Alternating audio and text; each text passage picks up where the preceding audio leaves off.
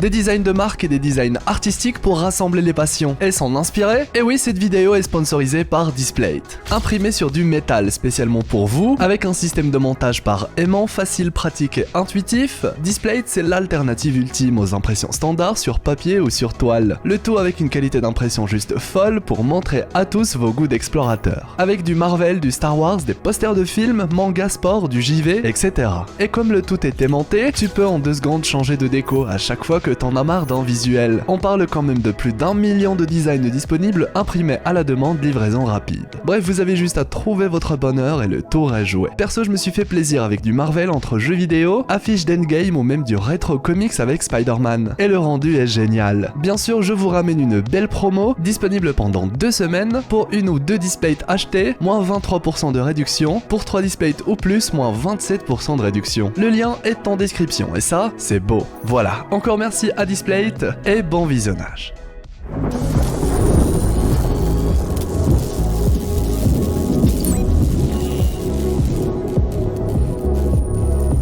Bon, Doctor Strange in the Multiverse of Madness enflamme internet depuis la sortie de son premier trailer dans No Way Home. Le second trailer du film nous a même été dévoilé entre temps, avec bon nombre d'éléments très intéressants, avec entre autres ce fameux groupe secret composé de héros plus iconiques les uns que les autres. Et parmi tous ces héros, il y en a un qui a de grandes chances d'être présent, un personnage qui pourrait avoir un impact conséquent dans le film, en incarnant nul autre que le variant de Tony Stark. Le variant du super-héros le plus populaire du Marvel Cinematic Universe finalement. L'occasion pour nous d'en savoir plus sur le supérieur Iron Man.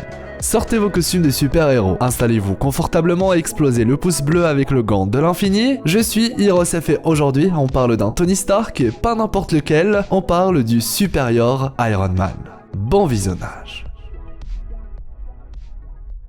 Comme son nom l'indique, le supérieur Iron Man est un Iron Man supérieur. Il est l'un des hommes de fer les plus puissants jamais apparus dans un comics, sauf que là où nous savons tous que normalement Tony Stark est un héros, eh bien supérieur Iron Man est un vilain. Et pour mieux comprendre tout ça, eh bien il va falloir explorer son origin story. Tout commence dans la série de comics Axis, un crossover réunissant à la fois les Avengers, les X-Men, ainsi qu'un groupe de vilains guidés par Magneto. Durant cette intrigue, Red Skull a pour plan l'extermination totale des mutants. Et là où le personnage devient clairement une menace pour l'ensemble du monde, c'est après avoir réussi à se greffer un morceau d'un cerveau appartenant au défunt Charles Xavier. Et par conséquent, il a pu acquérir les pouvoirs du professeur. Pour résoudre ce problème de taille, nos héros ainsi qu'un Magneto dévoué à la cause des mutants vont se réunir pour combattre ce nouveau Red Skull surpuissant. Malheureusement, le combat sera beaucoup plus complexe que prévu et une idée va alors germer dans l'esprit des héros. Faire en sorte que l'esprit de Charles reprenne le dessus sur celui de Red Skull, puisqu'il possède finalement une partie de son cerveau. Tout ça va conduire Wanda, alias la Scarlet Witch, ainsi que le Docteur Doom, à lancer un sortilège d'inversion contre Red Skull. La suite sera catastrophique. Le problème c'est que ce sortilège n'aura pas l'effet escompté, puisqu'au lieu de toucher seulement Red Skull, il aura pour effet de s'appliquer à tous les personnages présents durant le combat. Autrement dit, le sort va complètement inverser la mentalité des personnages. Par exemple, le Carnage qui était présent pendant le combat commencera à sauver des gens en devenant le sympathique symbiote du quartier. Autre exemple, Jean Grey, chez les X-Men, ne cherchera plus à cohabiter avec les humains, mais souhaitera prendre le dessus sur ces derniers. Bref, vous avez compris l'idée. Ce qui nous amène du coup à Iron Man, qui lui aussi était présent et sera touché par le sortilège. Bien évidemment, nos héros vont finir par se rendre compte du problème et vont tenter d'inverser de nouveau le sortilège pour que tout redevienne comme avant. Sauf que, et c'est là que ça devient très intéressant, quelqu'un va réussir à se protéger du sort, souhaitant rester inversé. Vous l'avez dans le mille, c'est Tony Stark. Ce qui est intéressant avec Tony Stark, c'est qu'il fait partie des héros les plus complexes. On parle d'un personnage très nuancé, souvent vu comme un anti-héros, très orgueilleux, en recherche de gloire et de richesse, possédant de nombreux vices, n'hésite pas à résoudre des problèmes même si ça cause des sacrifices importants, bref, il n'est pas tout blanc, notre Tony. Et justement, c'est grâce à toute cette part d'obscurité qu'il est si unique et parvient à se hisser parmi les héros les plus importants de la planète. Finalement, c'est à cause ou grâce à son avidité et sa quête de gloire personnelle que Tony donnera donnera naissance à Iron Man, pour finalement s'en servir pour le bien commun. De par ses nombreuses expériences dans la vie, Tony se dévoue à rendre le monde meilleur, et malgré ses vices, il travaille sur lui-même pour être moralement juste, tentant par moments d'expier ses erreurs du passé. Alors maintenant, avec un sort d'inversion, essayez un peu d'imaginer ce que cela donnerait. Et bien là encore, vous avez vu juste. C'est la naissance d'un Tony Stark qui épouse totalement ses défauts, un Tony Stark qui a décidé de balayer ses principes et se tourner exclusivement sur lui-même. La naissance du supérieur Iron Man.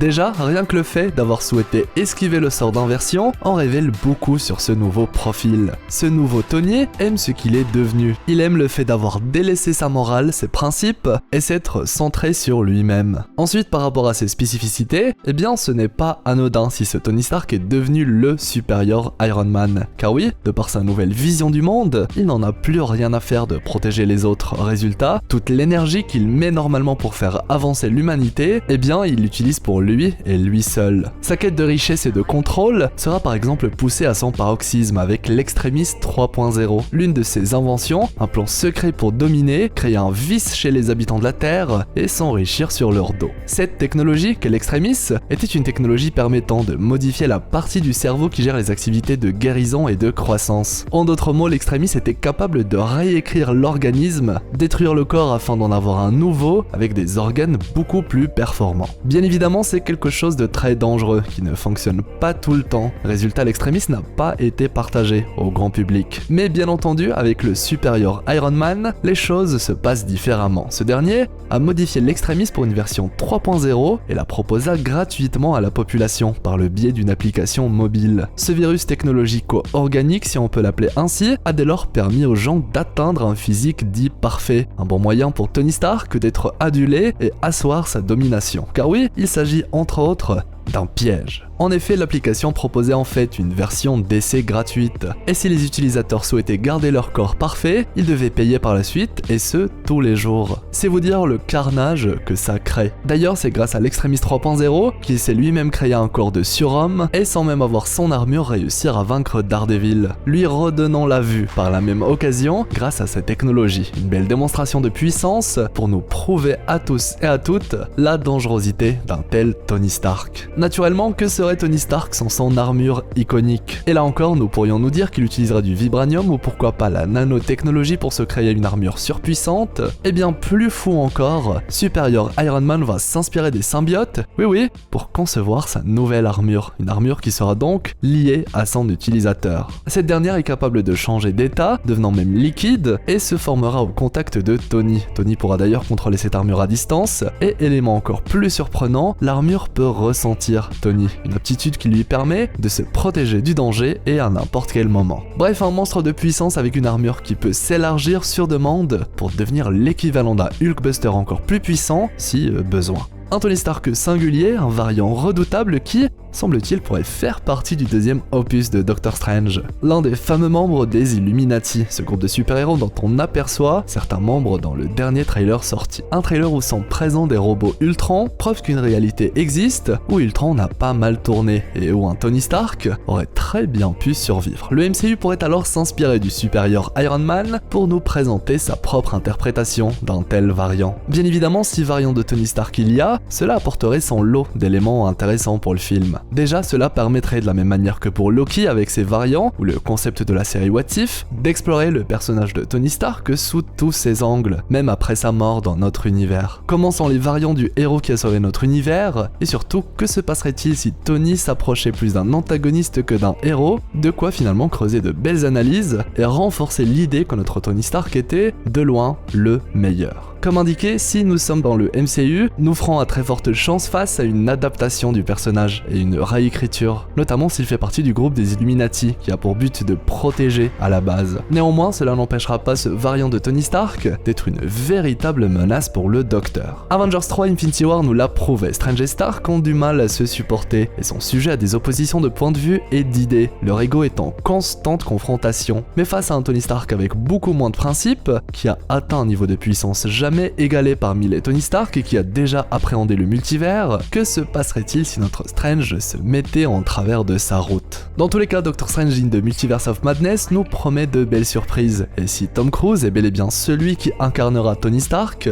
c'est un très bon moyen pour nous faire comprendre que même s'il est un Tony Stark, il sera et restera complètement différent de celui de notre réalité, permettant de rendre uniques les deux versions d'Iron Man. D'ailleurs, étant donné que What If nous a démontré que la mort de Tony Stark était possiblement un point absolu dans le temps, il serait alors intéressant de voir et comprendre pourquoi le supérieur Iron Man, lui, a survécu. Que pensez-vous du supérieur Iron Man? Est-ce que sa possible présence vous hype pour Doctor Strange 2? Quels sont les membres Illuminati que vous voulez voir dans le film? Partagez-moi vos retours, idées ou théories, l'espace commentaire est là pour ça. Je compte aussi sur vous pour le pouce en l'air, le fameux pouce bleu avec le gant de l'infini, ça m'aide beaucoup et m'encourage à vous faire plein de belles vidéos. Et bien évidemment, si c'est votre première fois sur la chaîne ou si ce n'est toujours pas fait, abonnez-vous, faites partie de l'équipage des explorateurs d'univers, avec la petite cloche pour être notifié, puisqu'on va explorer beaucoup d'univers divers et variés. Envie d'en savoir plus sur le groupe secret Illuminati dans le MCU, ou encore sur le nouveau Spider-Man, les vidéos à ne surtout pas rater, les annotations de fin vont comme d'habitude vous renvoyer vers de belles vidéos. Et n'oubliez pas également le lien en description pour Displate. Quant à moi, eh bien je vous souhaite une agréable journée ou soirée, c'était Hirosef l'explorateur d'univers,